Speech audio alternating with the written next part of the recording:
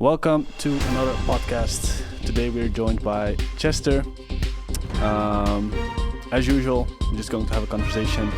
There are a lot more cameras now. Every podcast we increase our quality a little bit. Bit by bit. Now we shouldn't have black screens in the middle of the video if you're watching this. But yeah, we're just gonna have a conversation. Chester has achieved some pretty insane results in a pretty short time as well. So we're definitely gonna cover that. But maybe we can start off by you introducing yourself and sharing a little bit about what you've done. Yes, thank you. My name is Chester. I'm 25 years old, living in the Netherlands, in the south, in a small town. Started e-commerce, 1 year ago, I think. 1 year ago. Started it with my girlfriend at first. That's the first thing I want to talk about. When you're starting a business, do never start with your girlfriend or boyfriend, because I think you need to keep your private life and your business life separate. Because when I started with her, you don't talk about you only talk about the business and not about anything else. So that was You're not the first one. That's not it's happened a lot. We've helped many people. We've also destroyed many relationships. Sorry. So that was not a good choice, but after a couple of months I started on my own, and then it went really well. So great. Let's go back a little bit more. Can you share a little bit about where you grew up? So I grew up in a small town. Basically I was born in Haarlem, and when I was 3-4 years old,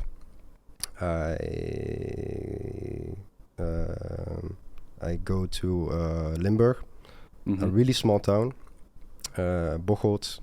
It's called Bocholt. You guys really don't know it, but no. It's a really small town. Just grew up with my mom, with my little brother and sister, single mom. I just had a normal life. My mom didn't have much, but she always provided us a lot. And that's a little bit about my background. I grew up in Bocholt, and then we always went from place to place. So then after 10 years I went to another place, and then after 3 years I went to another place. But now I'm still living in Limburg, in Heerlen, with my girlfriend. That's a little bit about how's it grown up in a small town? Because I also grew up in a pretty small town. I think it has maybe, this is a rough estimate, but maybe 1,000 people living there. So it's really small. So for me it was a little bit scary, because I was the only black kid around there. So it's and I have a little bit of strange last name. My last name is Shin Fun Shun. It's a little bit Chinese, but it is like growing up in a small town, and people, like, I was the only black kid around there, so it's really strange for the white kids to see a black kid coming to their town, and like, what is he doing with his weird last name and with his curly hair and all that. But I made a lot of friends. I was really good in sports and all that. So that was definitely it was a good place to grow up, because I did football, I did soccer, and it just was a really good place with my friends who grew up with. But that's about it. And what did you do after the primary school? So after primary school, I went to college. I did, what is it called? Entrepreneurship, like ondernemer, MBO 4. Right? I never heard from that. I know that there's a study in Luke and William did it as well in HBO. This is MBO. Okay, so it's like, it's similar, but So, but the funny thing is, you don't learn about entrepreneurship You get taught by people that that never been an entrepreneur, you know. So and me myself, I don't really, I'm not really book smart with school. I'm not interested in the theoretical stuff, you know what I mean. So it was really hard for me to always go to school and just, you know, like learn things. What did they teach? Yeah, marketing, bro. Like I can't even like accountant. Accountancy. You know, like, accountancy and the mathematics and all that, but it was just so boring. And my mom was always saying, you need to make your school and study and do this and do that. But I just didn't got any interest in it. But I finished it. Finished it quite easy. Didn't have to study for it. But yeah, after that, I was thinking about, say, okay, what is the next step? You know, like, am I going to study further, like HBO, this, or what do I want? And then I had my best friend was also struggling with that, and I told him, like, just like go away for a year to move to Curacao. So we made that decision like maybe in like 10 minutes. So like it was like, yeah, let's go to Curacao, and his dad was living there, and we did that. So we moved to Curacao for half a year. Then what was COVID? How old are you at this point? I think I'm 25 now. 21. Okay. 21. So I had a good time there, but I was not still like. It was tough because at home, my mom, there was happening a lot of stuff. My grandma passed away. The best friend of my mom passed away, so it really hit me there because, you know, you're in Curacao, you're far away from your own place. You got basically only your best friend, so it was a hard time, but it was a learning process. And then COVID hit, so I came back to the Netherlands, and then it was just like, shit, you know, like, what do I need to do now? Like, am I go back to school? So I applied for a study. I don't even know what the study was. It's like you can do an associate degree, so you can get HBO for in 2 years.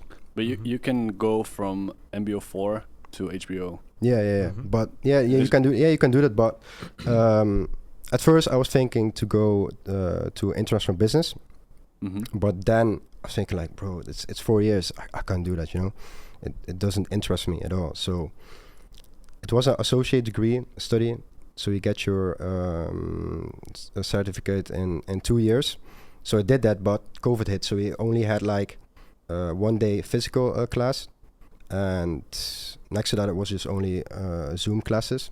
So I think I went there for 1 month and then I quit because I couldn't just do it. I hated school and I didn't even know what I did there. So I quit there. Then I applied for just, you know, like clothes store, getting a job, working there. So working from that job to that job. And I now I'm like 22, 23. And then, I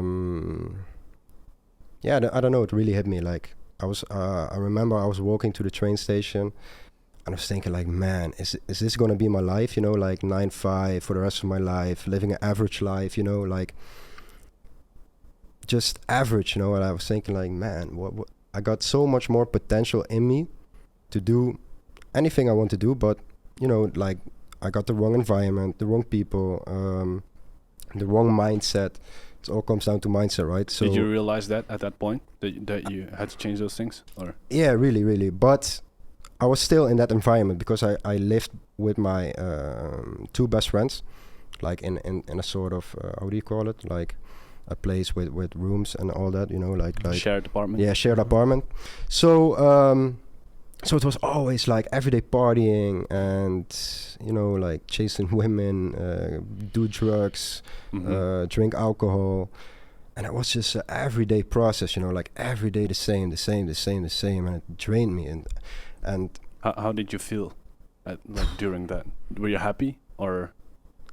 Maybe I was happy in the moment because you do like you do fun stuff with your friends, right? Let's say in the moments that you're not doing that, so you're thinking about it. You're the like, next morning, like you wake up, you have a Oh, hangover. that's and for me, I'm really bad at it because when I smoke or when I drink the next day, bro, I'm just getting anxiety, and you know, it's really bad for me. I always need to stay sober, need to stay healthy, because otherwise I can't function, you know.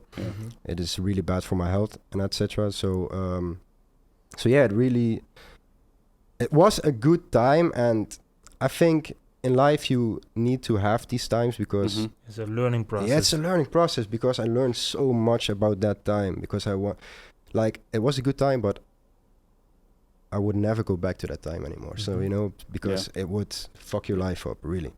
And so let's say it's interesting because I had a similar period, but not as heavy as you. If I think about what you did, I already get depressed, like just thinking about this. I'm the same like you. I can't handle it. Like I have extreme hangovers, multiple days after just one day of drinking. It's I crazy, get multiple right? days of hangover. And when I look back at that period, yes, it was fun. And for me, it was just like drinking every Saturday. But then, you know, you're living towards the to that point. And then when you're not doing it, so for example, the morning when you wake up or the day when you have the hangover, you really feel like, okay, I'm stuck in this cycle. But you can't get out. Like you're aware that you're stuck in a cycle and you can do more of your life, but you keep doing it. It's interesting when you look back. It was like a fun time, and I think it somehow also helps with your development to have a time like this. Really. But I think we're very the same in that you realize that it's not going to bring you anything. No. So now it reminds me that I was still in that place, and then my mom came up with. My mom's very spiritual, right? And she helped me a lot with the spirituality thing. And she was telling me about Ayahuasca. I don't know if you know about Ayahuasca. Jürgen knows all about it. He did it. So, and it was really funny. I didn't know what it was. She was like telling me, and I was like, okay, you do that thing. So, but basically, my best friend and his mom, she made Ayahuasca and she does the ceremonies in Tenerife. So my mom was telling me like, yeah, maybe it's also good for you to do it. So me and my best friend look up to each other like, all right, if you do it, I'll do it too, you know? So yeah, we made the decision to do ayahuasca, going to Tenerife with my mom and doing the ayahuasca, and you need to follow a diet, right? You can't drink, you can't masturbate, you can't do anything. You can't eat meat for like one week or so. Yes, you have to clear your mind, you have to clean your body. Yeah, really. So I did that, and we went there, and it was the best experience in my life. I think that was really an eye opener for me. It's really hard to explain what it does because for everyone it's different, right? And but yeah, that was like an eye opener for me to get more open minded. To see more possibilities, to enjoy life more. And I don't know, like you have to experience for yourself because it's really hard to tell you all about ayahuasca. But it's a really it was really Did you do it, Aaska? Because I've never done it. Yes, I want to do it, but I really don't feel like a hurry to do it. I can do it tomorrow. It's like the medicine calls you when you hear about it. It does something with yourself, and then you feel in yourself, nah, it's not a time for me. Exactly. I did it 2 times, and now I'm also helping people with it. I'm space holding and organize sessions, so I know what it is, and it's nice that you did that. And what I find very special is that that friend of you that you have a partner who dives in these out of the comfort zone moments. That was really because we didn't really know what to think about ayahuasca. And we did a session together. It was private because his mom was just she did the ceremony for us with one other girl, and she helped us a lot. But it was just like you come in the room and laying like 2 beds, and everybody got like the white clothes on, you know, because otherwise, you know, it can be a little scary. And then with the music, the loud music, but yeah, we just did it, and it was a really great experience. Did you approach it as like a spiritual practice, or more just like a drug experience? Spirituality, it is most people, like, or if I tell them like, I did ayahuasca, they're telling like, oh, you were like a hippie or something. But I don't know, you need to be open-minded. You need to also like don't get a lot of expectation from it, you know what I mean? So but yeah, you have to really experience for yourself. But I can advise it for everyone. It's really good to once do it in your life, really. I know it's not like all entrepreneurship, but I'm just very interested in ayahuasca. So you can go bad in ayahuasca, right? You can. But and it happens a lot. Yeah. Yes. But the difference between drugs and ayahuasca is that the most drugs are just synthetical or mechanical things, and ayahuasca is a plant medicine. Yeah. So where cocaine is focused on dopamine and stimulated to get a certain feeling, to push you to get more focus, is ayahuasca is more a medicine that free yourself from toxics in your body. So it's physical. You can experience pain, or that you need to shake, and then it's traumas also. It's just like an animal that escaped a lion, that you store trauma in your body, and ayahuasca released yourself from that trauma that is stored in your body, so you can have shake attacks, and during that moment you can get visuals and memories of that moment. So you puke a lot as well. You will re-experience the trauma that you stored in your body, and that's why it can feel a little bit scary, but it's the moment that you can free yourself from traumas. Do most people get the bad trip, or can you have like really depends? It takes like 7 hours, I think. Really depends, or longer. Yes, it's about between 5 and 7 hours. Can you have like 7 hours fun trip? It's possible. It's more what is it that you want to get out of. You need to let go. It's more some people are too serious in life, and that has had a reason. Maybe their parents say to them, don't be sit still, be serious.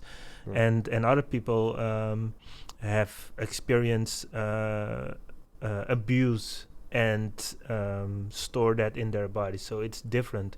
And the process from everybody is different, but almost all the people say, I feel free in the end, or released. I released something that is not serving me. And for everybody it's different. I also experienced that when I did 2 sessions, and at the second session, so we did the first session in the morning, and then we had a little break in the evening, and then we get into the second session in the middle of the night. And I remember what you're telling, like at the end of the session, I was like, okay, I'm ready for it now. And I threw up everything, I puked, and I was like, whoa, I feel free, right? Like all the things I stored and like I ignored in myself, it all released. And my dad passed away a few years ago, and it really helped me to get over that part as well. So yeah, it was a really great experience, and I will definitely do it again to dive in a little bit deeper in the sessions, because it's what you're saying, like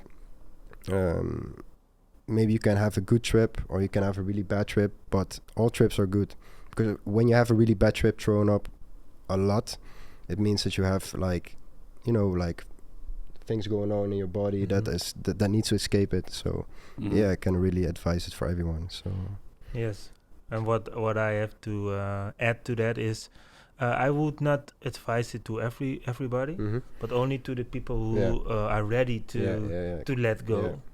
And it's the same with entrepreneurship. I would not recommend dropshipping or being entrepreneur to everybody. Only the people who are willing to go to deep processes, who are willing to die, are willing to go to hell. That's true. To find paradise in there. So that's very important to know. You said that. I have many more questions, but I think let's save that for another time. Okay, so back to the story. I think we left off at the Ioska trip. 23 years old at this point. I think I was very good at time remembering all this, but around 23. I'm 25 now, so it's 2 years ago. So I came back with a good feeling, etc. And then but because I was still in that environment, I fall back as well, so I had my how do you say that, like you have your when you want to change everything, but then you suddenly fall back in your old patterns. So that happened to me. So but not for a very long time, because my best friend was moving to Tenerife to his mother.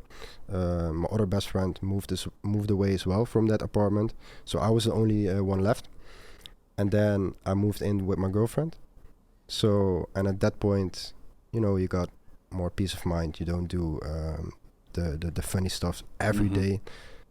And that really helped me a lot. So right. And we still have 2 years until we're at this point. What happened from there? Like, you moved in. Is that when you started working on your business? No. So I remember I was working at a casino for a month, and then they fired me for no reason. So then I had to switch up jobs very quick. I worked at a cheese factory. Hey, I also worked at a cheese factory. Oh, okay, really? All right. So, but for me, it was just 20 minutes. 20 minutes? Yeah, really. Let me tell you the story. 20 minutes. For me, it was 7 years, I think. Really? Oh my God. I won't never do that. But all right. Well, I applied for the cheese factory, and I had my first day around 6 a.m. So I walked to there. It was like 5 minutes walking for me. And then I came there, and I was like, oh my God, is this... No, man, I can't do this, Like, all the employees from there, I was like, no, man, this is not my environment. These are not my people, Like, working with someone who is 65 years old, working there his whole life, like telling his stories about the factory. And I was like, nah, man, I can't do this, So this is your life, man. This is real life shit. Your future, bro. So. I remember I needed to put on a jacket because it was really cold in some area, and I had to move pallets and all that kind of stuff. And then I went to the toilet. Like it was 15 minutes I was there, and then I texted my girlfriend. I was saying, no, I can't do this. I need to go away. I really need to go. I can't do this. It's not me, So I went back, and I don't know what his name was. I think it was Peter. I was telling Peter, we need to split ways. I can't do this. And he was like, yeah, I know, because like in the last month or two, there were like 30 people starting with the first day, but also ending the first day. So really? Yeah, like 30 people. So I was thinking like, all right, I need to go. And then, But why? Is it like so bad? I don't know. But because where I worked, nobody quit in their first no day. Okay, no. So yeah I don't know, like I mean, yeah, it's boring, and those days are very long. Very long. So, but not so bad that people quit in their first day, and especially not 30 people. Yeah, I don't know. It's just not for me. So when I came back, I applied for a call center, like sales job, working through home. But at the same time, I was thinking like, man, what do I need to do in my life? And I remember I was sitting at the toilet, and I was scrolling down to my Instagram, and then I saw your page, and I saw like dropshipping. I heard of dropshipping before, but I didn't didn't study it or something. So and I saw the student results, right? And I think like, these people make money online, right? So I was like, all right, let's talk this to my girlfriend, and she was also very interested, because she also wants to do something other with her life. So I talked to her about it, and she was like, yeah, let's do that. So I had a call with her, and he was talking about the whole process of the course. He's talking about, okay, you get us you get just really like from step-by-step guide to be successful in dropshipping, and also with the mindset part. And I really like that, because my mindset was shit at that moment. I really need to work on that as well. So he was telling like, okay, this is a good course. It's very how do I say that, like completed course, because you got the mindset, you got dropshipping, you got all the tools, everything. So we decided to do that, and I think it was. This is 1 year ago? It was 1 year ago, yeah, in July, I think. Yeah, in July I applied. Did you hear of dropshipping before that already, or not? Yeah, I heard about it, but because it was pretty popular, I think, in 2020, especially in the Netherlands. That's when it kind of exploded. Yeah. So I heard about it, like people making money through dropshipping, but I never had the interest, because I didn't have the money to invest in these kind of things. So I always like, okay, well, these guys making money, all right, cool. So so we started, but what I told you, like, you never need to start a business with your girlfriend, because I don't know, like, I'm very stubborn, she's very stubborn, and I want to do it my way, she wants to do it her way, and it will slow the process, because you always argue about this and that, what is the store name's gonna be, or like the basic stuff, and small things as well. Oh, and it's exhausted, because like always arguing about the small stuff.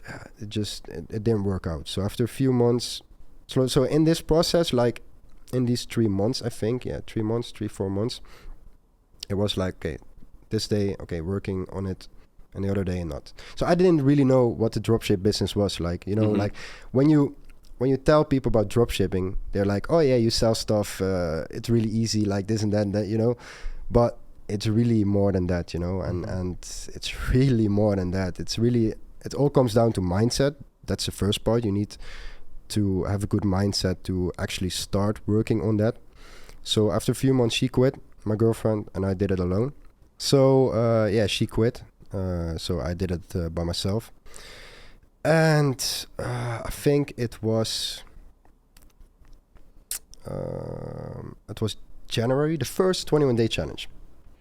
So I applied for that, and that changed my life. That changed a lot of things, because you had these accountability groups, where you put in a group with a bunch of people that are like-minded as you and want to achieve success. So I had this group, and I was working all day. Every day I was there every day on a 21-day challenge, and that group was the most active group from that 21-day challenge. One of the coaches told me that, so it gave us more motivation to actually to get things done. And after the 21-day challenge, I decided to make a WhatsApp group with these people to get Zoom calls with each other, help each other, like held us accountable. And that was really great, because you learn, you can learn from everyone, everyone got their own skills, their own sort of things, and it really helped me with the mindset part as well, to just keep going every day. So yeah, it was great. That's something that we've now added to the one-on-one, to everyone in the one-on-one groups, because I think that was the first time we did it in that 21-day challenge, and we saw that helped not just with your group but with a lot of people. So that's something we have in the program always right now, because it makes such a big difference. Not everyone is active, of course, but for the people that are motivated and you put them all together, then magic happens. That's you build a kind of community, right? Because when I first started, I didn't know anyone in dropship business. My environment was just people going to 9 to 5 or going to school. So I couldn't talk about dropshipping with anyone, and it was frustrating me. I had a call with you about that. I was telling you like, I don't got the people around me. You can't talk about it. But then it happened, like the universe. Like I believe in this sort of things. In the universe, hearing you, that you want to have these kind of things, and then. Right now in this moment I have so many contacts in my WhatsApp, and it's really great, man. It's really helps you a lot. So yeah, really great. Awesome. Before we continue with what happened from there, because I think that's when it gets interesting. I have one question that's still in my mind. It's a simple question, but your first study, you did entrepreneurship. What do people do after they finished? Because you're supposed to be an entrepreneur after. Yeah, but you get taught by someone who never been in the entrepreneur field. So I don't know, like most of the people go study another business on HBO or some, like most of the people just go working somewhere what doesn't have to do anything with entrepreneurship, But what did they push from the study? What did they tell you? Because usually if you do a study, then they help you to get to work at a company. But what do they do? Like they say, well, goodbye, and now try to start your business, or? Yeah, really like that. So like, good luck with whatever you're going to do. Like, really like that. So I have a fun story. Luke and William also did this study. Do this study, I think, still, but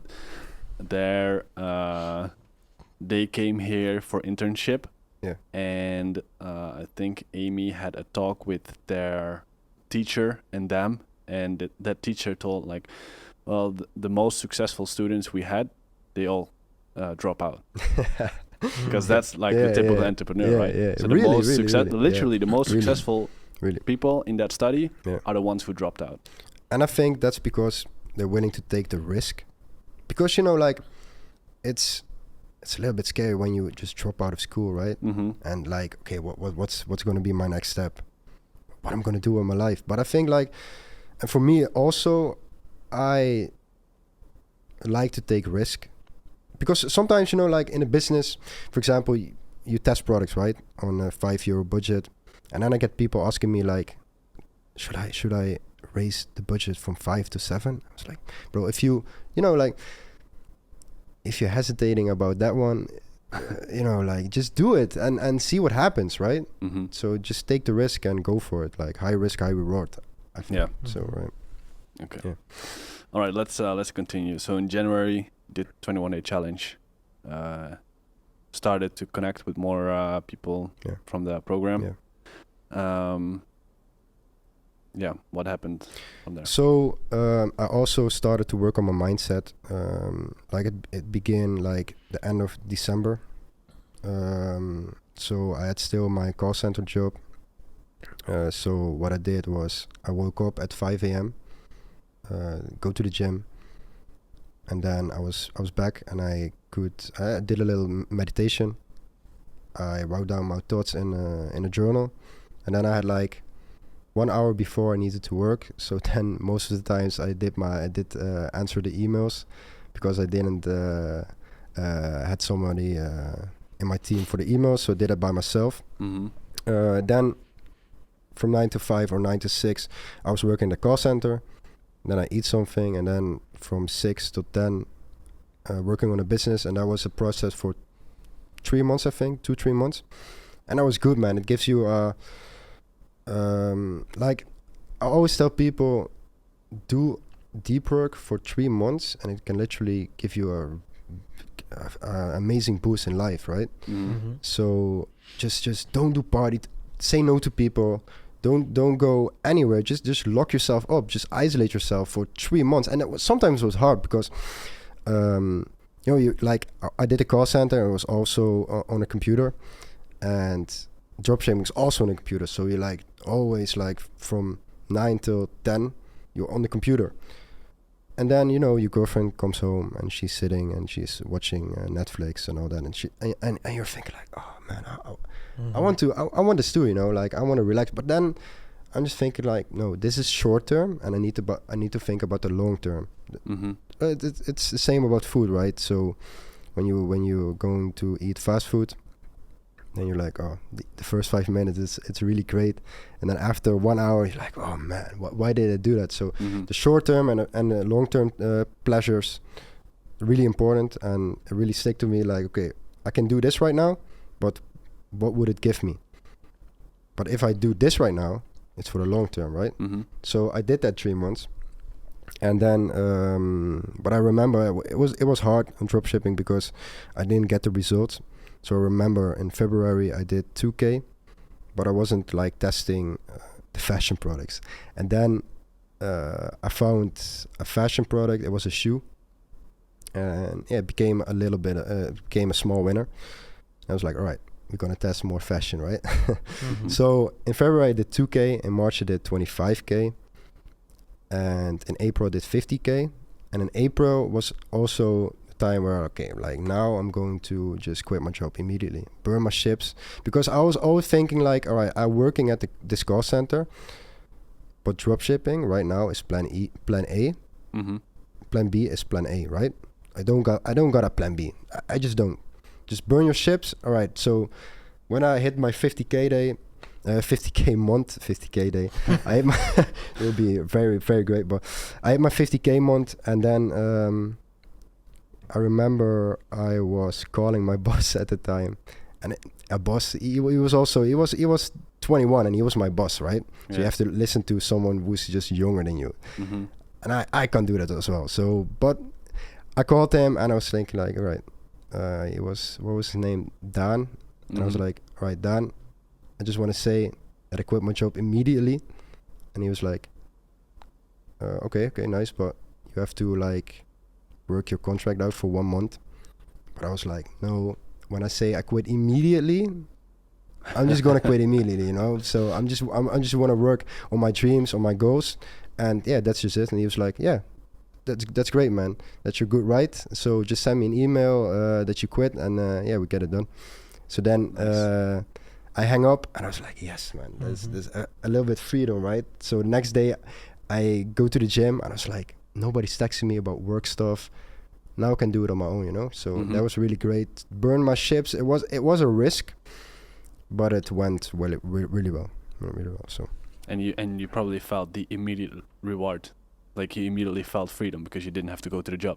Immediately, it was like, whoa! I can, you need to have the structure, have the routines. You need to have that as well. And because did you had that at that moment, or? Yeah, I had that. That was good. So because I already had that before, so now it was just like, all right. So my 9 to 5 is gone. So in that time, I need to focus myself on the business and what's important in the business. Write that down, do that stuff, and just go to the gym. Like what I did, like the mindset part, like in the morning, writing down my thoughts, what I want to do, what my goals are, what dreams are, meditate for 5 minutes. And in the evening, I did that also, right? Writing my thoughts down, how I feel, my emotions, all that kind of stuff. And I did a meditation before bed meditation, and it really helps you. It really does. So yeah, it was great. What kind of meditations do you do? So in the morning, I did just a guided meditation, just like with my AirPods in. Mindfulness or? No, I did that in the evening, mindfulness. Okay. So in the morning, I did just a guided meditation to give you some kind of energy, like you're worth it, some kind of affirmations. And in the evening, I did the mindfulness, and that was like, whoa, man, this feels great. You know, like I don't know, like 10 minutes mindfulness can really help you, man. It's really great. It's insane. Sometimes it can take a while to get into it, but really. You always reach a point where you're like super relaxed and really completely in the moment. Yeah. And it's like you never want to do it, but when you're there, really, yes. it's great. It's great, man. It's like wow, how can, like, you can feel this, right? So it's a moment for yourself to relax and really just being at peace with yourself, and that can really help you in business as well. So yeah. But I was wondering, so you quit your job, and first you worked at the call center from 9 to 5. Yeah. And then from 6 to 10 to dropshipping. Yeah. What did you do when you quit it? Was it that you worked from 9 to 10 at your dropshipping, or how did you did that? Yeah, first I did that. So I worked for a very long time, like much hours, but it wasn't productive. Mm-hmm.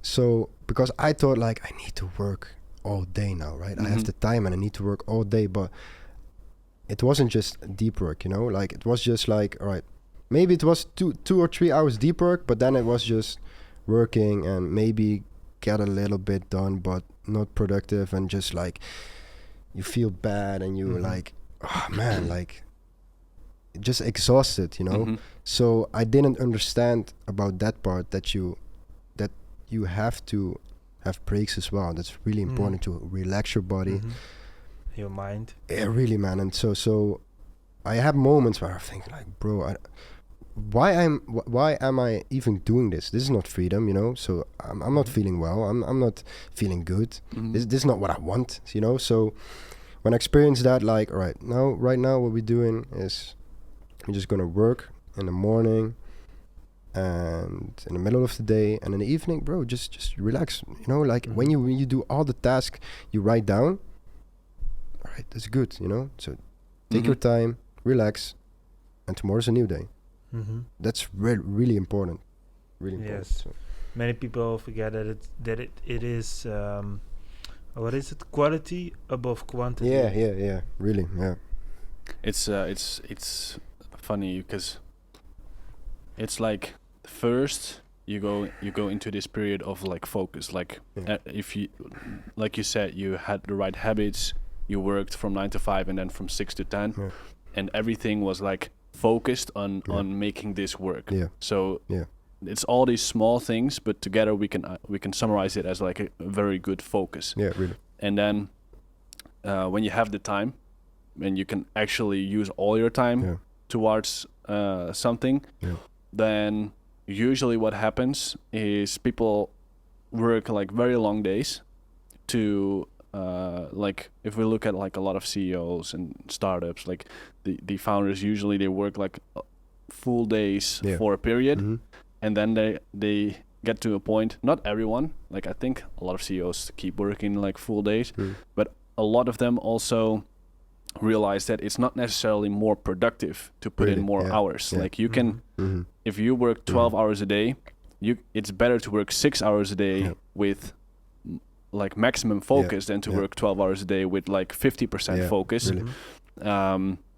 So what they do is they only work for 6 hours, but they use the other time to work on themselves to become even more productive in those 6 hours. And that's like that's a life hack. Yes, it's really what I want really also want to say. That's the life hack indeed.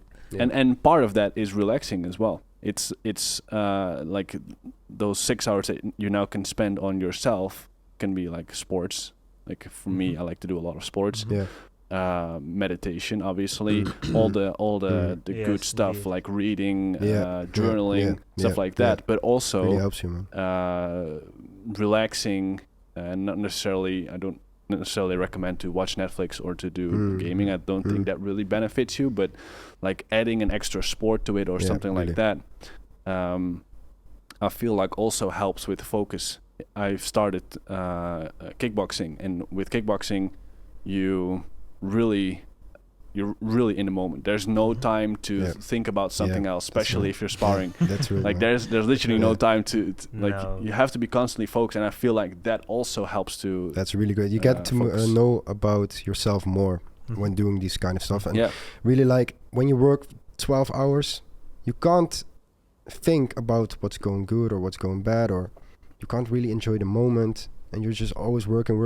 You can't think about anything else, and that just that's not good. So some people can do it, right? Some people just can, like, for example, like Elon Musk or something, you know, he can like work 24 hours a day without even then I question if he would be even more productive if he would spend more time on himself, because he doesn't look super healthy. No, he doesn't. I think he eats breakfast with donuts and coffee, so I think even he can improve some stuff. Yeah, indeed, man. And it's also, we've talked about it in one of our first podcasts, is that if you want to improve your business, you have to realize that you are the core of your business. So if you want to optimize your business, you have to optimize yourself, and then you will exponential growth in your business. Yeah, that's really true, man. That's really true. You have to always keep growing with yourself. When you don't grow, the business also don't grow. I experienced that myself, because I'm not always meditating, and I'm not always reading my thoughts down, and that. So and in these moments, in these days, I don't feel good. You know, like I don't got a clear mind of what I'm doing. But when I actually do these stuff to improve myself, I feel much better. For example, like I'm in the shower, and it's in the morning. And then I'm thinking by myself, like, I need to do this, I need to do that, I need to do all these stuff. And you know, like what they're saying, like you suffer more from imagination than from reality, right? Mm-hmm. So, but then, okay, after the shower, I'm gonna write it all down, and I was like, all right, just you know, like follow the steps, and it's not that, like, always make it up much harder in your mind than it's in reality, right? Yeah. So I think in the Netherlands we have a focus guru. I'm not sure what his first name is. I think his last name is Tichelaar. Ben or Mark. I'm not sure, but he has some books on this as well. It's very interesting. If you keep everything in your head, then it also has a bad effect on your focus. So if you write everything down, I think there are apps for this on your phone as well. I don't use those apps. I just like to write stuff down. I really need to write things down, and it's a mess for me. I really need to optimize on this thing, because some things are in a Word document, and then 10 different Word documents. My iPad, or what is it called, like the thing that you can write on. Some stuff is in books, but you need to get it out of your head, because the more you stack up, the more it's going to take. It's kind of like a computer. It's going to take up space, and you need that memory to perform. The more full your memory is in your PC, the slower it becomes, right? So it's I think it's like pretty much the same in your brain. Yeah, that's great, man. That's great. But we're not finished with the story yet. I think the best part has still to come. Where are we now? We're in April. So in April, I quit my job because I did 50K a month. And then in May, I did, I think it was 120K a month. Yeah, and then just pops up with that with a product. It was a sandal, and I remember like testing it for the 6th time, and it really had like really bad statistic analytics, you know, like the metrics and all stuff. I was like, right, it got like a ROAS 8 on budget 5, and I was just keeping up optimizing the product and raising the budget. And then I remember I had the product on €100 daily ad spend, and I was still a ROAS 8. So I was thinking like, okay, this is a big winner, right? So just keep raising the budget, making other campaigns. And in that time I was on vacation with my friends 2 weeks in Tenerife. But then I went just like, right, from 2K days to 5K days in a matter of time, like 10K days. I did 15K days. It was crazy, man. It just pops off. And I didn't really know, like, because I was on vacation, I was like, oh, this is great, you know, like, I can just enjoy my life making like 3-4K profit a day. And because I'm still really new in this e-commerce space. Yeah. So I didn't really had the guidance at that time that they were telling me, like, bro, you really need to work on your backend systems and all that kind of stuff. So yeah, I was like, you know, the money keeps coming in. But after a month or two, then the problems are coming because, you know, you don't got your backend good, your customer support. But it was crazy. That month on June, I did 330K, yeah, with a conversion rate of 4. Yeah, that was crazy. So, but yeah, usually it also doesn't go that fast. Like usually people have more time to work on their backend, expand their team, make sure everything's in place. For you, it went like super fast. Crazy. But you said you tested the product 6 times. Yeah, I do this like what I do. Like I only test like converted winners right now, and sometimes when I test a product, it's a winner for someone else. But in Pinterest, it's really about the targeting, right? When you have the right targeting, right audience, you get sales. So it's not about the product; it's really about the targeting. So when I see a product going big, I just keep testing it until it becomes a winner for me also. So I remember I tested it for like 5-6 times, and then it became a winner for me. And also with another sandal, it was not that crazy winner, but it also did good numbers for me in that time. So and I remember I had that product on a daily budget for like 2-3K on Pinterest, and that's pretty crazy, right? On Pinterest. So at the peak I did 15K day with, I think I had one time 40% profit margin. That was really great. It was like 5K profit that day. So that's crazy. Yeah, that was crazy. And I was on vacation. I was in Greece with my girlfriend. I was like, all right, this is great, man. Because I was thinking like, oh, this can happen more times, you know. But like many people from the freecom community were standing like, bro, this crazy. I never seen this before. You got a little bit luck, you know.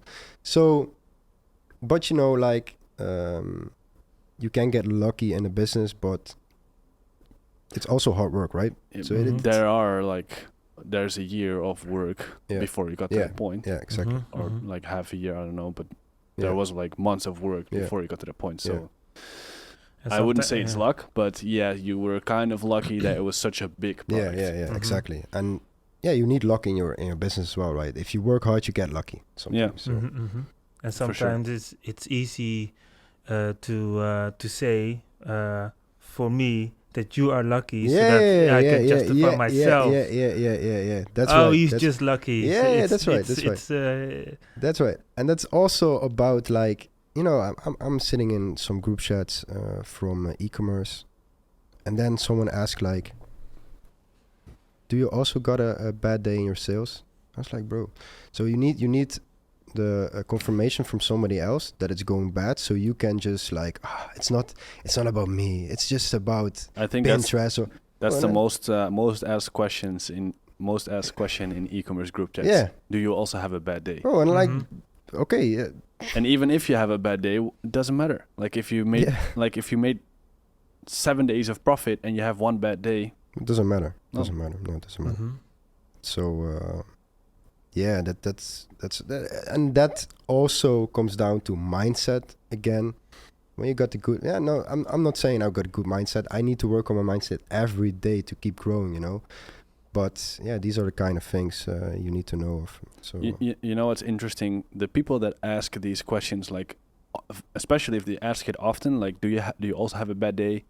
How's it going with you today? Like, I mean, it's normal because it's good that you're focused on the daily sales. I believe it helps to, sure. if you're really short on the numbers and you're constantly checking it, it means that you put a lot of focus towards it. So you have these questions, but if you're asking it and you feel like, okay, he also has a bad day, so it's not my fault. Yeah, that's true. It's also a way of, it also tells that you're not putting in everything that you can in order to have a good day. Yeah, really. Like if you, it's difficult to explain, but you've already got to the point where you're asking people if you have a bad day. That already means that deep down, you know, you didn't do everything to have a good day that day. Yeah, that's great that you say that. Yeah, that's also, and it's also a thing that you don't take responsibility of your. It's not taking responsibility. It's being lazy actually. Yeah, really. Like if you didn't have to ask that question if you did everything right. Yeah, so really. So and for me right now, it's also like I get these questions a lot. Like, how's your day? I'm like, I'm not focusing on the results now. I'm just keep grinding, and the results will come, right? And sometimes I get just a little bit angry, right? So don't ask me these questions because, bro, okay, one bad day. Look at the other 6 days. You got profit, bro. Just keep working and improve yourself, and then will all comes good, right? You will get the results, but you have to work hard for it. So yeah. I think it's interesting. It's like the thing you said about testing and something that I've never heard say someone at least. Obviously, we also test products more than one time and multiple times a year, but not like how you did it. So, and I think it's useful for people that are advertising on Pinterest. If you're testing a product 6 times, what does it look like? Do you constantly make a new campaign or? Yeah, new campaign, maybe a little bit new targeting. Like what I did, like after the Pinterest dip, right? And I remember I was in Tenerife with my 2 best friends, and that was funny because everyone was like stressing out, like, oh no, Pinterest is not working anymore. We need to move. We need to quit. We need to go back to our normal jobs. And I was like, all right, just go away. It's more for me, right? So, but you have to change strategies because old strategies are not working. And what I did then was I just tested 10 products, but like highly converted winners. So let's say at least 10 sales a day for a product. And then what I did, like, right, we got one product, we make 4 different campaigns, 4 different targeting strategies, right? So what I saw then was like, right, after 3 days, you're going to analyze, all right, this product, 3 campaigns are shit, 1 campaign is good, all right, let's make a CPA of this campaign, let's make it duplicated, and let's scale the test campaign also.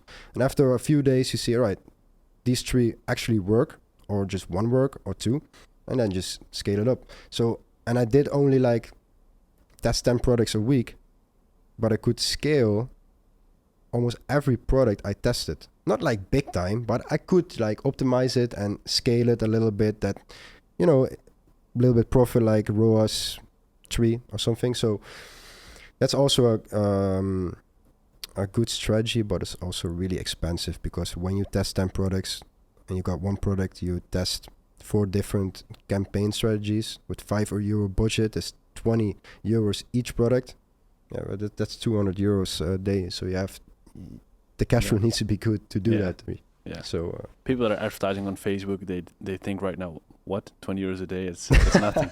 But for Pinterest, it's for Pinterest, it's really big because like the €1 strategy. I don't know if it's working right now, the €1 strategy, but it works. Like you can do what you do, but you can put the €1 strategy in front of that because what you do, you basically look for products that are already proven to sell. You can test a lot of products yourself as well to see what's proven to sell. So if you would test 50 products, and then you can take 10 products from those 50 products you test that do well on €1, and then you do what you do. That's also great. That's kind of like what the whole idea is behind the €1 strategy is to first test a lot, and then plus what you do now, like you see, like when you do product research right now on Facebook ad library or Pinterest, you all see the fancy dresses and the sandals and all that.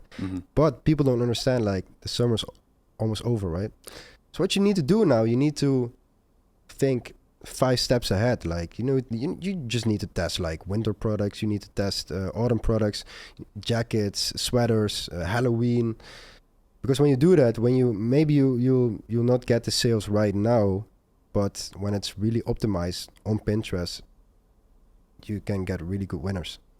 Yeah, it's good that you say this, because I think a big part of, and I don't know if you did it consciously, or maybe it was luck, but a big part of why that product took off so hard, because look at the timing. You started testing it in April. I think I was April, yeah. April. And that's exactly the start of the season when the trend of sandals is going up. Really. And you peaked at the trend as well. Yeah. Because June was the peak for summer clothing this year. So you peaked exactly with the trend. So, and a lot of people are asking like, is your day also going bad? Means they're focused on this day and not looking ahead. And that's with Pinterest. If you want to be successful with Pinterest, you need the patience. Because, like, and the €1 strategy, it can take like weeks to get it optimized, very good to get you sales. Because I remember in February, I was testing also a sandal in February, and in May, it took off to be a winner. Mm-hmm. So then in between February and May, it was like, ROAS 2, 3, and then it became like ROAS 4, 5, consistent, like 20, 30 sales a day. So you have to be really patient with Pinterest, and that's like, all right. So when the Pinterest dip came, I told my friends, like, just keep on Pinterest, right? Because everyone's going to Facebook or Google, more for us. And then we say, we need to try different things.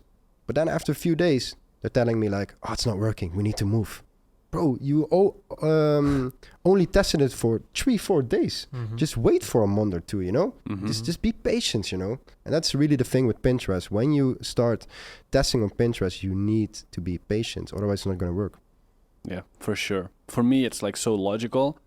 But now that we talk about this, I realize that probably a lot of people don't realize this. Yeah.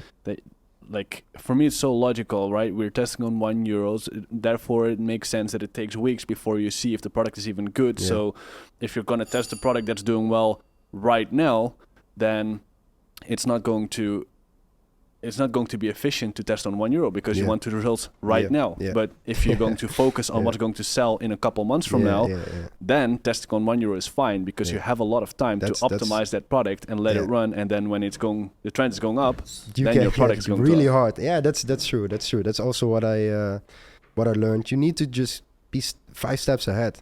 But I told you, like, when you go to Facebook ad library, you see all the dresses and all that. Yeah. But bro, that's in the moment. Like, for Dutch people, when it's raining, okay, they're putting on their winter jacket with their with their gloves on, and when it's one day it's sunny, they go and they go to the beach. It's funny because you can see, if you sell summer products right now, you can literally see when it's hot in the day, sales go up. Yeah, really. So I saw that as well. Like yesterday was a shit day because it was raining all day. So that is really you need to think about in Pinterest actually. Yeah. So. Yeah, but I think in any advertising platform, it's good to look at least a month ahead. Yeah, really. Like if you're going to go all in on sandals right now when we're recording this, it's the end of July. Yeah. I mean, you might get sales for the next month, but after that, it's going to dip. That's it. And maybe like on Facebook, you're testing on a high budget. Maybe you can get a winner for 1 month. Yeah. But on Pinterest. And actually, on every platform, you need to focus on what's next. You can't like work on your business to get good results only tomorrow. Yeah, that's true. Yeah, you need to think about you're running a business, like you're not hustling and trying to get some money to survive for tomorrow. You're trying to run a business and get like compound growth, and you're not gonna get that if you just focus on today and tomorrow. And that's the short term and the long term thing you like. I was thinking like the metaphor of a garden. If you want to have a great garden, you don't focus on one apple tree. Yeah. Because you have the seasons, and you want to grow. You want to increase. Yeah, that's great. That's really great. Yeah. I think we can get a little bit into the mindset stuff because we all here enjoy mindset, or at least working on our mindset. I think it's really interesting what you mentioned. When you started to get into this phase of 3 months of like deep work, how that made a difference. A lot of people don't do that. A lot of people are also not successful. Why do you think that's so important? Like reprogramming your brain. Like I did also the monk mode in that kind of period. So that helped me also, but I think just... What is monk mode for people who don't know that? Monk mode is just... Yeah, what is monk mode? Like living like a monk. Living like a monk. Yeah, just don't watch movies. Don't go on social media. Don't eat fast food. Don't masturbate. Meditate daily. Reading daily. It's just like a period of how you would, if you like logically think how you would want your life to be like, but we all know like our life is not perfect. Like we're not like 365 days of the years are living this life. So only David Goggins. Only David Goggins. So it's like and probably he sometimes slacks a little bit. When the cameras are not around, he eats a cheeseburger or something. But do you think? I don't think he eats a cheeseburger. Probably. I mean, you have to like. Like, what's the point? I mean, of course, it feels very good in that moment, but you always crave something bad. I mean, that's just human behavior. That's just instinct. So, but it's just a committed time of period of like 1 month, 2 months, maybe even a year of where you basically do everything right. Stack like habits also to keep it for the rest of the year or rest of your life. You basically stack habits in that period of time, the monk mode, and when you do that for 30 days straight, like when I did that, I didn't have social media after that. I didn't watch movies. You know, like all these things, and it really helps you to stay focused and to stay sharp with the right habits. We all got bad habits. When you quitting your habits, you need to replace your bad habits with good habits. Otherwise, you will get back to your old pattern because it's too much. Yeah, it's like nothing can be like in this universe. It seems that nothing can be on pause, right? It's either going one way or the other. It's going bad or good. So you can't have like empty space where nothing happens. If you take away one bad habit, it has to be replaced with something else. You're going to fill up that time. And it's going to be either good or bad. It can be the same bad habit that you go back to. It's going to be another bad habit, or it's going to be a good habit. And it's funny because the monk mode, I usually do it on my Discord with other people as well. I don't know if you've seen that because I regularly do a monk mode, and it's always fun because like maybe 100 people get in, 50 people get in. It doesn't matter, but usually at the end of the race, it's only a couple people left. Every single Nobody. time. Everyone is always like pumped up, but most give up. It's actually funny, like you know, like I'm gonna do the monk mode. I'm gonna do this. I'm gonna do that, but what they don't understand is when the alarm clock goes off, they're thinking like, you know what, I'll do it tomorrow. But you're not gonna do it tomorrow because it's gonna get even harder for you to do it. Yeah. So but it's great to talk about. I'm gonna do this. I'm gonna do that. I'm gonna do this because you kind of feel like you already achieved it. But when you actually have to do it, you don't do it. Because you're looking at the mountain, you think, oh man, I need to do this, I need to do that. And that's also what I learned. And I do this for the past few weeks right now. When you write down your to-do list, right? Most of the people tell like, right, do the hard stuff first. But for me, what you can also do is you start with the easy stuff. You build confidence, you build belief to actually do the hard stuff next, because you build belief, you build confidence. Because sometimes when you start doing the hard things, you're looking at the mountain, think like, oh man, this is too much, you know. So you don't gonna do it. So that's also a good thing. There are also different ways to do this. This is more the snowball effect idea. That you start with something small and get more to that. Yeah, also get momentum. Yeah, it's for example, like I don't like to do 10 minutes meditation, right? Do it for 3 weeks, just 1 minute. And like 1 minute meditation and all above, it's just bonus, it's just good. And then you stack up for like 2-3 weeks, and maybe after 3 weeks, it's going to be 5 minutes meditation. And after a month, it's going to be 10-minute meditation. Start small and build. Yeah. Maybe for the to-do list, what's good as well is to break down the hard tasks into smaller tasks. Like there's always like the first step that you need to take if you work on something, and if you make that step small, like it could be something like you need to do something, to register something somewhere, and it's a difficult process, but the first step is to go to the website, so you can just break it down and make it step 1. And if that's on your to-do list, because like I don't know if it's like always productive to always do the small things first, because the way I work is like I have a list of priorities, and whatever is on top of the priority list I have to do, whether that's a hard task or a small task. And of course you try to set up your business in a way that eventually all the tasks are kind of like easy tasks. But if it's a hard task that needs to be done first, and if that's on top of the priority list, then that's what I gotta do first. Yeah, that's true. But maybe it's like for the people starting out struggling, maybe it's better to like build confidence. It's also like what you're saying, like you need to break down the hard task. It's also becomes down with writing your goals down, right? So for example, you want to achieve like 100K month. Okay, you write that goal down. That's your macro goal. But how do you get that goal? So you need to break that goal down into sizable bites, to actually to break it down to micro goals. To I need this, I need that, to actually reach that macro goal. Because everyone just like writing their goals down, but how do you actually achieve that goal, right? Yeah, that's most people don't even do that. Where like there are so many things that are so logical, but people are not doing it. And many people think, well, I don't need it. I'm good. I'm good.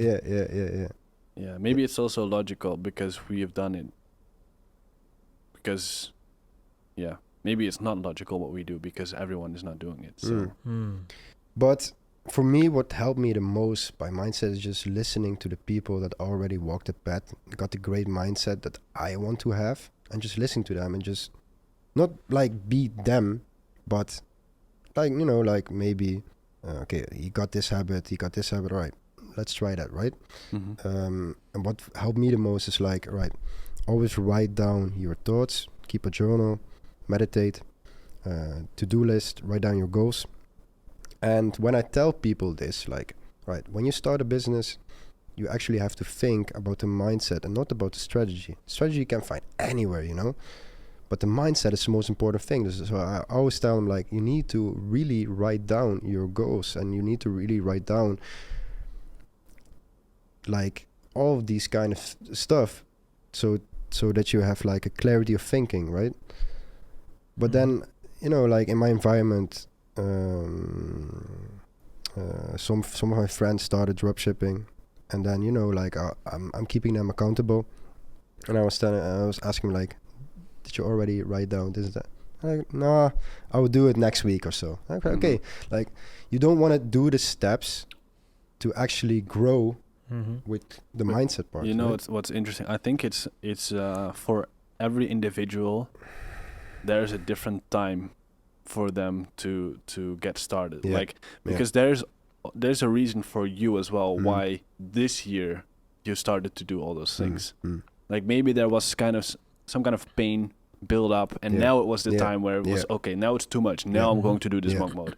And there's always a point in time for every individual when they decide to do it. It's fun because I have a friend, maybe we can have Mark-Jan on the podcast as well.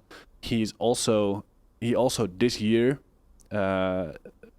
started to take off. I think he did like 50K. Oh, Mark-Jan, he first 50K I spoke with him on WhatsApp, and he knew me when I got started already. Like he knows me for pretty much my entire life. But for those, and I've been doing this for 5 years, and he also sees my results, but only this year.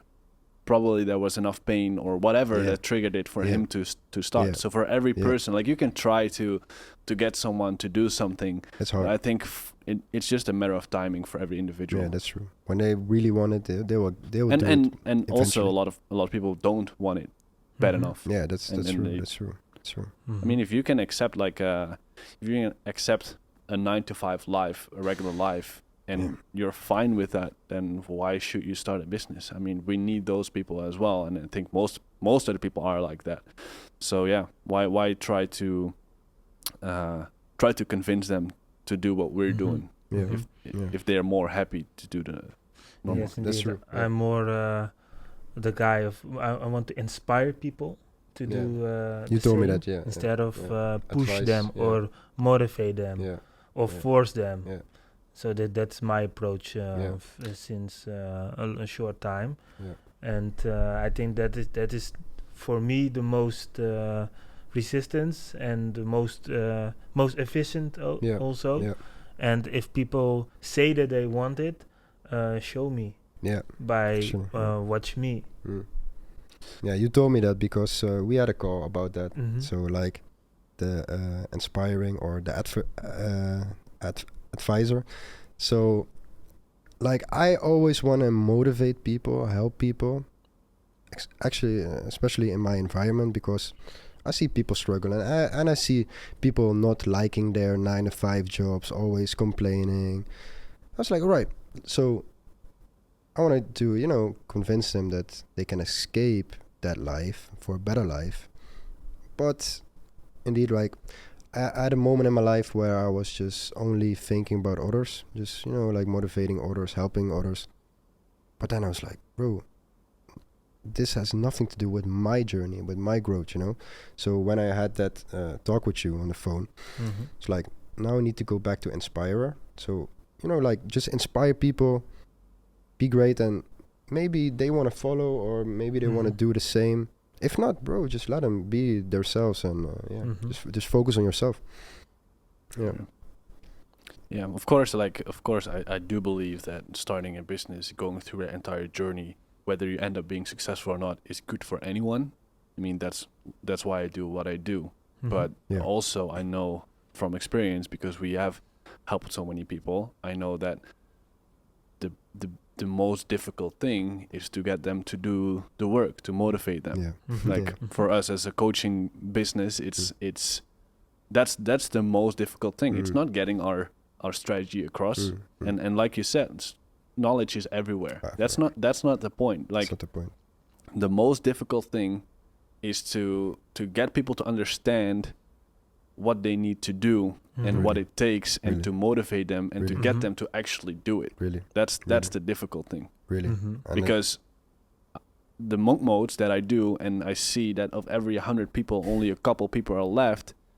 Knowing this percentage is so low also means that the people that come to us and want to start their business and eventually end up doing what you did, taking 3 months to sit down and focus and do a monk mode, or not do a monk mode, whatever, but to do that focus and to have good habits for a period, most people are simply not going to do that. No, because they also don't know why they want to do it. Why do you want to do this? It needs to be very clear for you, right?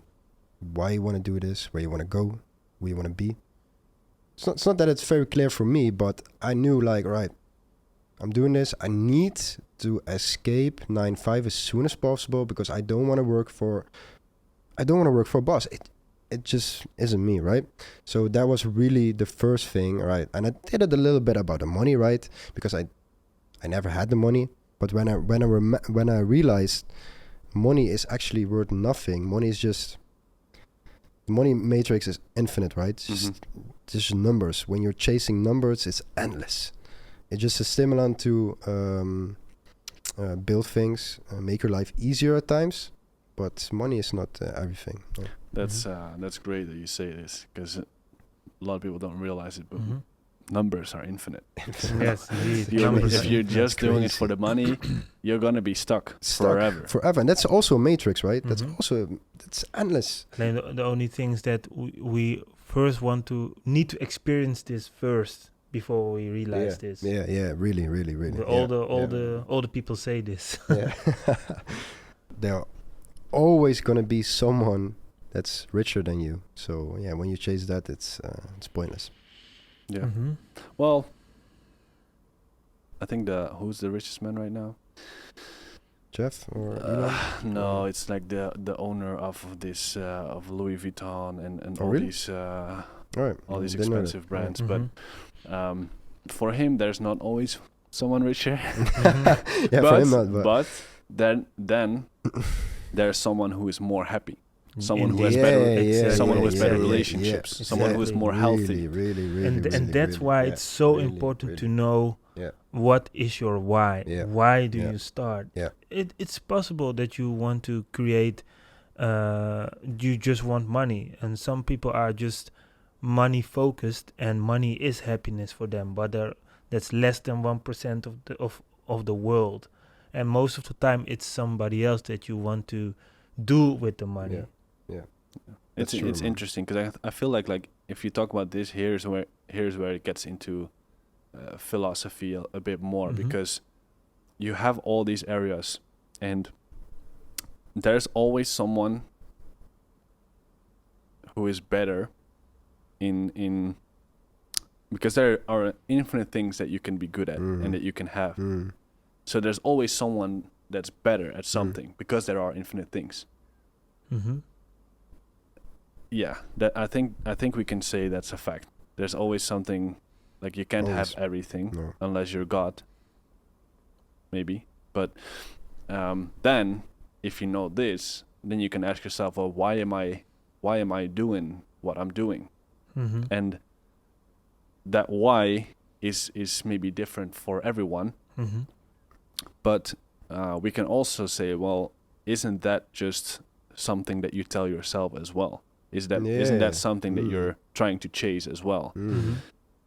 So my question is, because I'm just thinking out loud right now, isn't there like some deeper thing? Well, actually, this is this is philosophy. Like you can conspire about these things for endless. You can. That's true. You don't even have to talk about this, because there can be endless things that why we're here. But it's interesting. But I think the first thing is, like, everyone has a different why, and if you take away everything, then the only thing that's going to be there is what's in your head. It's interesting as well. I don't know where I heard this, but recently I heard someone talk about this. Like it really doesn't matter what you have physically, because first of all, anything can happen at this point, especially right now. Like there can be World War III. There can be anything can happen where everything that you have is taken away from you. The whole like money system is about to collapse, and so nothing is really secure anymore. So then the question is, well, if everything gets taken away from you, what is left? What's left? And what is left, part of that is having a very strong why, because if your identity is the money that you have, and that money is gone, and then nothing is left, well, what you're going to do then? But if you have someone who has a strong why, or has something that they believe is worth fighting for, or doing whatever they're doing for, then you always have something to do, and you can't end up being unhappy because you don't have anything to do left. And I think that's one of the reasons why a lot of people are unhappy, is because, well, they don't really have a reason to do the press anything. or anything. That's true. Yes, that's interesting.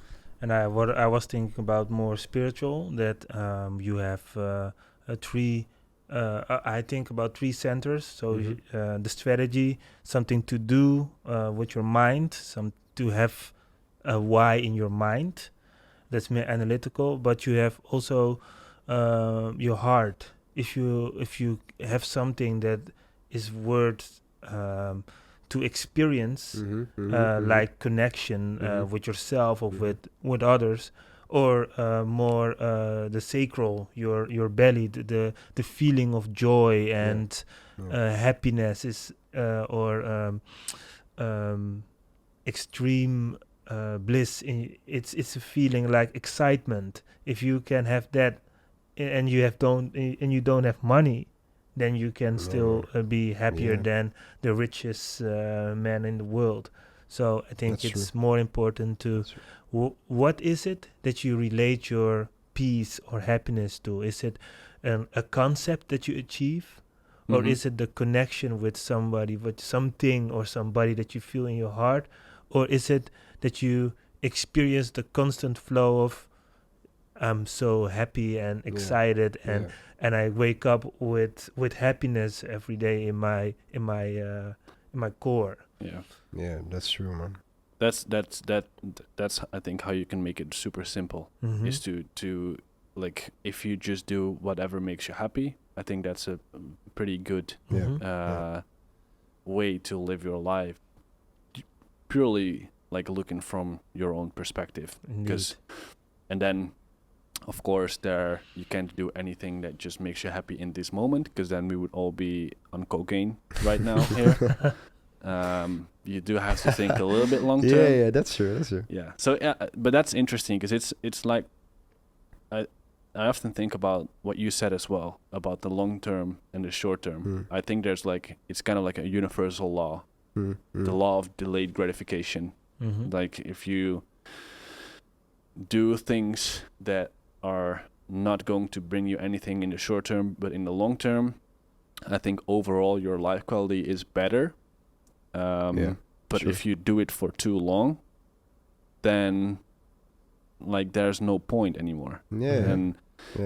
Because let's take David Goggins, for example. Like, if you've built so much,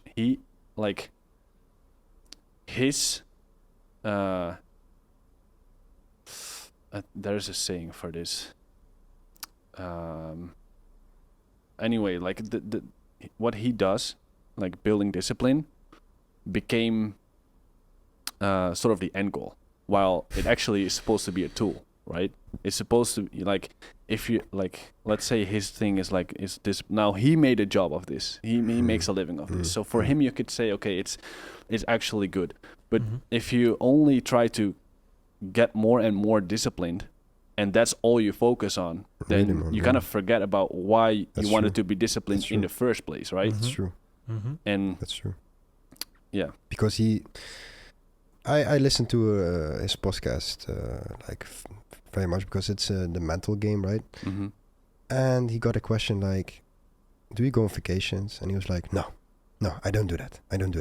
My me time is under the shower or when I eat. And he was talking about his morning routine. 7 years straight, he wakes up at 5 a.m., go for a run, 2 hours, go back, and then go to the gym and do then whatever on for the plan that day. 2 hours of running? 2 hours of running, go back, eat, and then go to the gym. And then, do whatever, bicycling also. And then in the evening, he does a stretch and meditation block for 4 hours. Every day, stretching and meditation 4 hours every day, and that's his life for 7 years straight. And that's his happiness, that's where he, that's his happiness. That's his like the stretching, that's his happiness. The running, maybe not the running, because that's like you armoring yourself for the day, so you do the hard stuff when you wake up, so you armor plate yourself for what, so you're ready for the day to come. But that's his happiness, and that's that's really. I mean, it clearly works for him. So. But that's not for everyone. Yeah. And that's No, for sure not. And I also think, like the reason why I took him as an example, because we already talked about him. But my point was more that like the law of delayed gratification. If you take it like too far, then there's no point in delaying your gratification, because the gratification is not going to come. Like if you are, it's kind of like training your whole life to be a professional athlete, but never actually doing the match. Like if you do boxing and you train for your whole life and then you die, then what was the point in becoming a very good boxer if you never actually fight someone? Right? That's kind of my point. Like you have to find like the right balance there. But for him, like the way he lives, that to me doesn't sound bad at all. Only 2 hours of running is every day pretty long. I can't imagine how my legs are gonna handle that. But so that's crazy. But like crazy. I see why he's probably very happy. Like he spends a lot of time in the moment, and I think that's fine. I mean, that's great. But I just mean like if you try to get disciplined, well, he is already super disciplined, so he doesn't need to train his discipline, I think.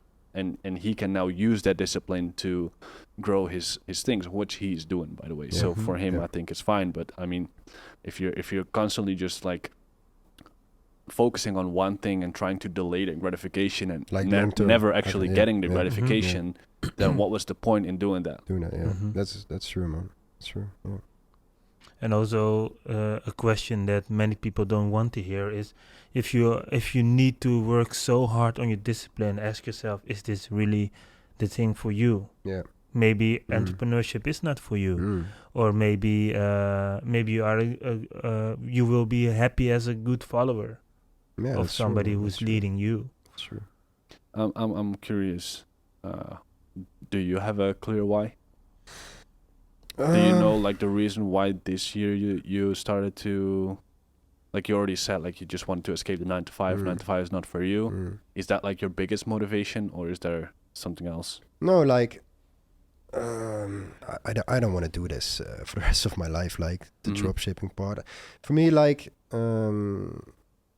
I got many ideas what I want to do. Like, for example, this podcast, I really would like to have my own YouTube podcast or motivate people or talk about topics, any topics. For me, and then, you know, it's like cliche, but freedom is also very important for me, traveling the world. But like, traveling the world and like to get to know cultures, to see where I feel myself the best, where I can grow up my kids. And all that kind of stuff, because right now in the place where I live, I'm not happy because I need to escape that place. But I don't want to be in the Netherlands. I just really want to go to all kind of places and just like see like, wow, like the A/B test what place is best. Yeah, really,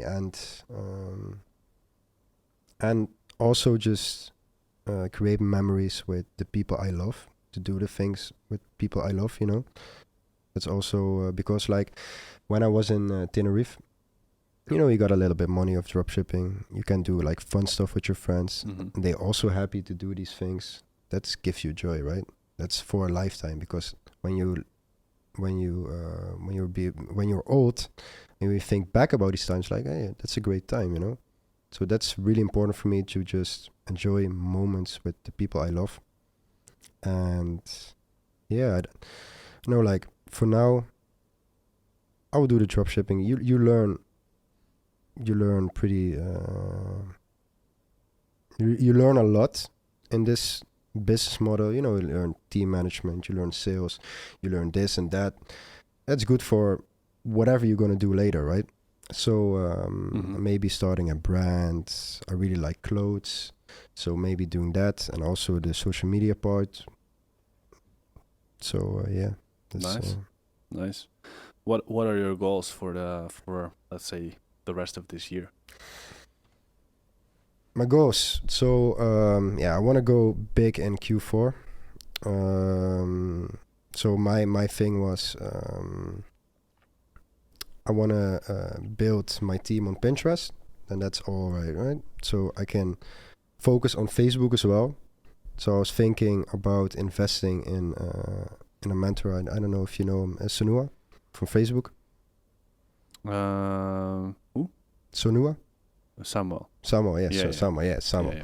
So I was thinking about investing in that course, because I hear a lot of good things about that. He does Facebook, he does branding. So I was thinking, like, should I go branding or should I first go dropshipping, but I think just go dropshipping, getting some big numbers in Q4, and then after that, so after this year, I'm gonna think like, okay, what's next? I don't know yet. I don't know what to do, but I'm not gonna do dropshipping for a very long time because it's not like I really enjoy it to always, like you sell stuff. Oh, you sell just Chinese stuff to old people, and it's not like really what I enjoy. So yeah, I have to think about that. But the goal for now is just actually making a lot of money this year because Q4 is coming around the corner. So I hope that's that's what we're gonna do. Sounds good. You should. You should just expand into different advertising channels. Yeah, really, because what you're telling, like Pinterest, it's like can be consistent, can be inconsistent, but you have to not delay on one platform, because when one platform goes bad, you got that other one too. So you can like switch up. For sure. I mean, that's what I always say is make sure you sell on different platforms. I think most people, they come to me to learn to advertise on Pinterest. And that's great, and I'm very happy to help people with that. Really but great. My point is, like, you want to do Pinterest next to what you're doing, or you want to start with Pinterest, but at some point you want to get into different channels. Really, Pinterest is great for the beginning. Really great. Yeah. It's low risk. You can test a lot of products for basically no. Just one product, €1. At Facebook, it's different. 50 euros product, right? Yeah. So I mean, you could say that you can get faster results on there as well. But so for people who have a really low budget, then Facebook is not even an option. No, but if you do have some budget, I think it doesn't really matter what advertising platform you start on. You can get successful on any of them. Platform, We done any of them. I have maybe not on TikTok, but on all other platforms like Google, Facebook, Instagram, Pinterest. I've done 7 figures on all platforms. So you can do it on any. That's true. And you can still do it on any. That's true. There's not one who's better than the other. That's true. What's in the end is most important is that you do it on all of them. Yeah, try to do it on all of them. That's true. And then like when you do that correctly, the power of like running ads on multiple channels and retargeting on multiple channels, and it just gives like this compound effect. Yeah. And like you said, I mean, you don't really have to choose between branding or dropshipping too. Like you can start dropshipping and go from dropshipping into a brand. There are plenty of people who started a brand as a dropshipping brand, and then at some point when it's big, you start to buy. It's like, because I hear so many times in so many people saying dropshipping, like it's or dropshipping or branding. But the way I look at it is more of like a gradual process. You start in dropshipping, and then you sell maybe a couple products, and then one of those products you can maybe put some products in a warehouse closer to where you're shipping to get to shipping times down. And at some point, like, you perfected the process and you have fast shipping and good quality products and everything. But it's like a gradual process. It doesn't have to be one thing or another. You can start with like a brand, but I would say if you want to seriously start a brand, then it's good to have at least 100K cash. Yeah, that's true. That you can spend. That's true. That's true. It's gonna be. And probably you're gonna end up spending more than that. Yeah, that's true. So I think the most important thing is focus on one thing at a time. Because I don't know, like a couple of weeks ago, I was talking to someone. And he was asking me for advice on Pinterest, and I was telling, like, what are you doing now? Yeah, I do TikTok, I do Google, I do Facebook, I do this and that. And that, like, he was an advanced student, right? He was just beginning. I was like, bro, you need to focus on one thing, because otherwise your energy goes all the way, you know? So focus on one thing first, one store. And when you have that good, with no problems, you have your team ready, then focus on the rest. Yeah, I think that's the... For sure. And that's the process for most successful dropshippers. Just focus on one platform and then get into different ones.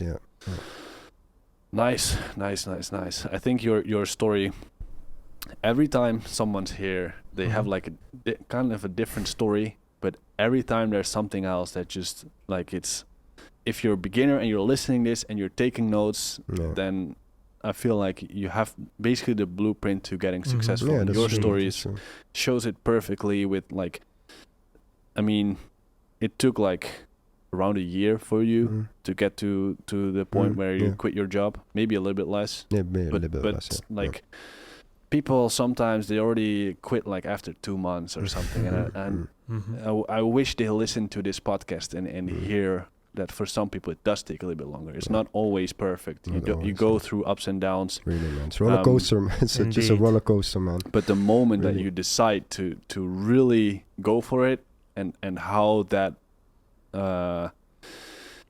worked for you and the results that came from that, I hope that people like understand what you did there, really. What you did with the focus that you put in to one thing, and how you got those results, and how much mindset is actually a part of that. I think it was a great podcast. I don't know, Jürgen, if you have any more questions for Chester. I hope the point came across. Yes, but I'm just proud. I've seen you grow, and we have a couple conversations. So we have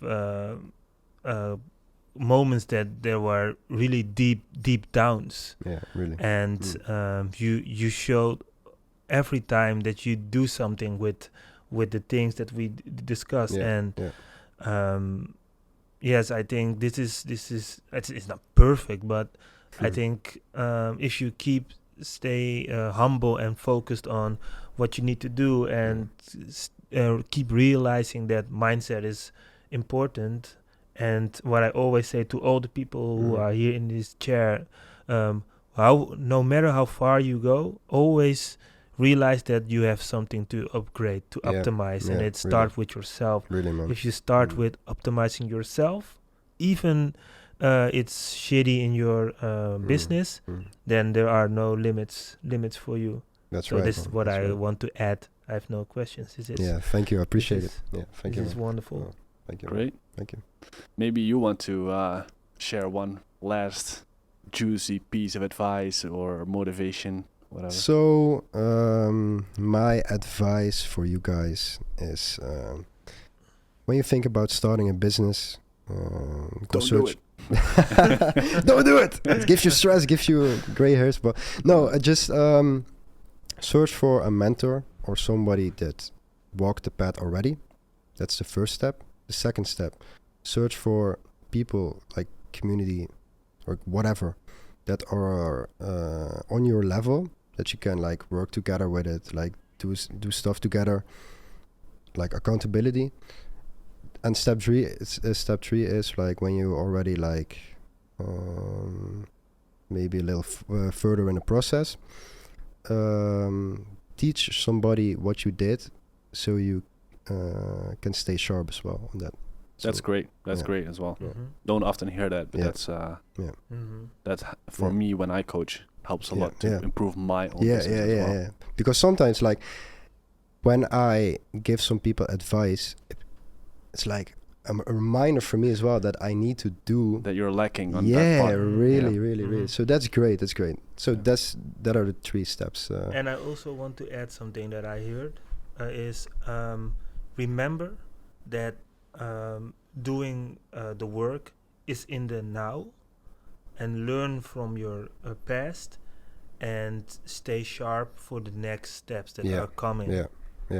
That's also a great one that I heard in your story. Nice one. Nice. Awesome. Well, Chester, thank you for being here. Thank you for sharing all the knowledge, and good luck in the future. Yeah, thank you. It was a nice one. Thank you guys for listening. On to the next one. Till the next time.